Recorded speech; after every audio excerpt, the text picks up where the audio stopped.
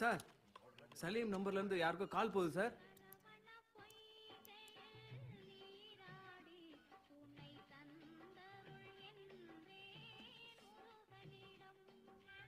Hello, யாருங்க? என்ன சாமி, எப்படி இருக்கீங்க?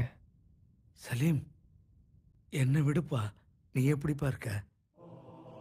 இருக்கேன் சாமி. நீங்கள் எனக்கு ஒரு உதவி பண்ண முடியுமா சாமி? சொல்லுப்பா. ஹாஸ்பிட்டலில் என்னோடய பீரோவில் ஒரு ஏடிஎம் கார்டு இருக்கும் சாமி.